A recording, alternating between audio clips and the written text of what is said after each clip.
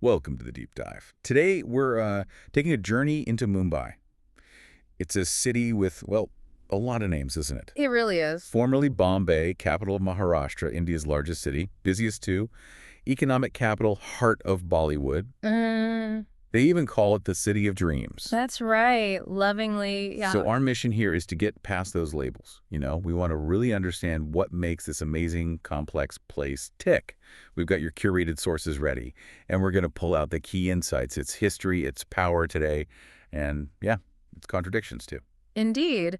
And Mumbai is compelling because it has this really unique mix. You've got history, massive finance, vibrant culture, all tangled together in a way you don't see many other places. Your sources really lay out its character well. Its location on the Arabian Sea coast is crucial, but so are the, let's say, unique urban challenges it faces every single day. And the scale is just immense. Oh, absolutely. We're talking around 2 crore people. That's over 20 million in greater Mumbai.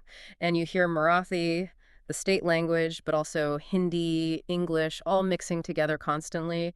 It's a real case study in urban life.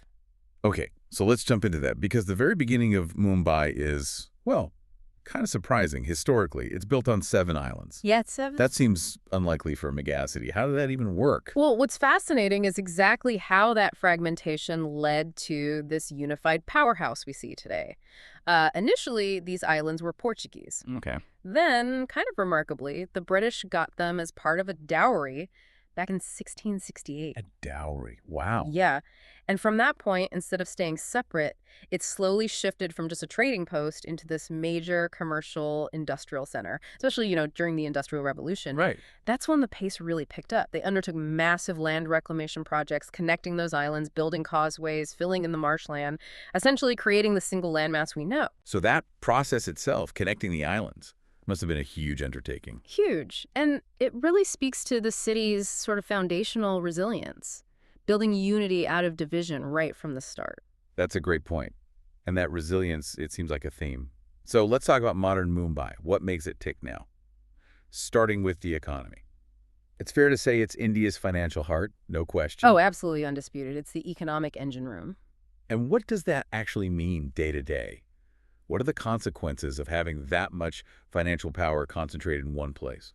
Well, you've got the Reserve Bank of India, the central bank, headquartered there. Crucially, both the Bombay Stock Exchange, the BSE, and the National Stock Exchange, NSE, are in Mumbai. Right, big ones. Exactly. And together they handle, the vast bulk of India's stock trading. They're the barometer for the whole national economy. Okay. And then you layer on top of that the headquarters of India's biggest private companies, Reliance, the Tata Group, Aditya Birla Group, they're all based there. So connecting the dots. Connecting the dots, yeah. This concentration means Mumbai doesn't just participate in the Indian economy, it really drives it. It pulls in capital, talent. But like you said, that also puts immense pressure on everything else. Infrastructure, housing, resources. We'll probably touch on that again. Yeah, definitely. Okay, from finance to film. For so many people globally, Mumbai is Bollywood. This is where it gets really glamorous, right? It feels like more than just an industry. It absolutely is. It's often called the cinematic soul of India, and that's not really an exaggeration. You have Film City out in Goregaon. It's not just a few studios. It's this huge, sprawling complex where thousands of films get made every year. Conception, shooting, post-production, everything. Right. And of course, it's home to the stars. Icons like Shah Rukh Khan, Salman Khan, Amitabh Bachchan, they live in Mumbai. Their presence, the industry's influence, it's woven into the city's identity. So it shapes the culture.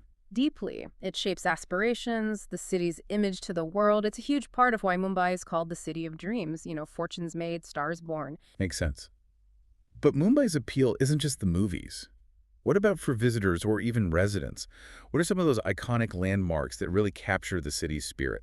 Oh, there are quite a few, and each tells a different part of the story. You've got the Gateway of India, of course, huge symbol, built by the British, but now very much a symbol of independent India. Right, standing right there on the harbor. Exactly.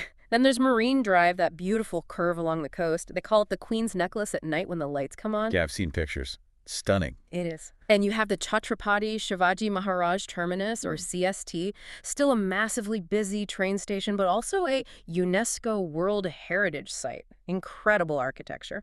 Then there's the Haji Ali Dargah, the mosque out in the water, reached by a causeway. Very spiritual place.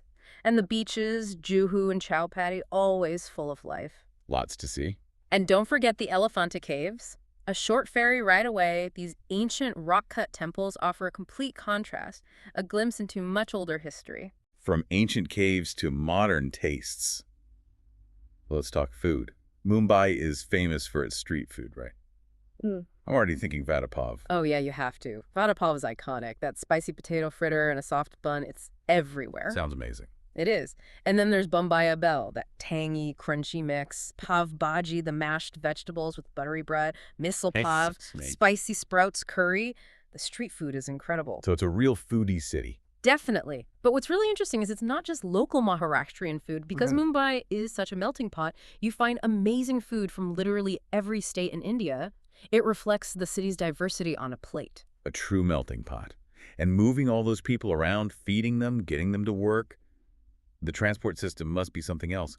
You hear stories about the local trains. The local trains are, quite simply, Mumbai's lifeline. That's not an exaggeration. Millions of people rely on them every single day. Yes, they are incredibly crowded, legendary for it, but they work. They keep the city moving. It's a testament to Mumbai's ability to function under pressure. And it's not just the trains, is it? No, not at all. You've also got the metro system, which is expanding. There's a huge network of best buses. The red double-deckers are famous too. Plus, countless taxis, the black and yellow ones, and the auto rickshaws for shorter trips, and even ferries connecting different coastal points. It's a complex web. So transport is the lifeline, the heartbeat maybe. Yeah. What about the overall spirit, the culture of life in Mumbai? What's the vibe like? It's definitely fast, very fast-paced. It feels like a 24/7 city, always active, always buzzing. It never really seems to fully sleep. I can imagine. But alongside that pace, what's really remarkable is how people from so many different backgrounds, different religions, different castes, different regions, generally coexist quite harmoniously. Despite the density and the pressure. Exactly. There's a strong sense of Mumbaikar identity, maybe, and you see it in things like festivals. Ganesh Chaturthi, for instance, is celebrated with incredible passion across the entire city, uniting everyone. It shows this amazing unity and diversity. That's really positive. But we mentioned contradictions earlier. A city this big, this energetic, must face some serious challenges too. Yeah. It can't all be Bollywood glamour and economic growth. No, absolutely not. The challenges are significant. Traffic jams are, well, notorious. Just getting around can be incredibly time-consuming. Right. Crowds, obviously, everywhere. And then the monsoon season brings its own major challenge. Waterlogging. Heavy rains can paralyze parts of the city, highlighting, infrastructure weaknesses. And the inequality aspect. That's critical. A very large number of people live in informal settlements, in slums. The contrast between glittering skyscrapers and areas of deep poverty can be incredibly stark. So that really brings up a key question, doesn't it? How does a city like this, with these huge pressures, these contrasts, how does it not just cope, but actually thrive and maintain that spirit? That is the central question, I think. And it leads into some other fascinating aspects of the city, things that really highlight its resilience. Yeah, like what? Well, think about the Taj Hotel and the Gateway of India. They're iconic landmarks, yes, but they also became powerful symbols of India's pride and resilience after the terrible 2611 terrorist attacks. Oh, of course. A very dark chapter, but the city bounced back. It did. It showed that unwavering spirit. And speaking of resilience and maybe unexpected aspects, we have to talk about Dharavi. Okay, often called Asia's largest slum. Right. And while the living conditions are undoubtedly challenging for many, it's crucial to see beyond that label. Dharavi is an incredibly vibrant hub of economic activity. Really? In what way? There's large-scale recycling, leather goods production, pottery, garment manufacturing, thousands of small businesses packed into that area. It's estimated to generate, well, hundreds of millions, maybe even over $1 billion in turnover annually. Wow. That's not the image most people have. Exactly. It's this powerful, informal economy, incredibly resourceful, operating right there. It completely challenges the simple idea of a slum as just a place of poverty. It's also a place of intense industry and ingenuity. What an incredible journey we've taken. Mumbai really does seem to be this city of, well, stunning contrasts. You've got immense wealth, Bollywood dreams, vibrant culture, all rubbing shoulders with huge urban challenges.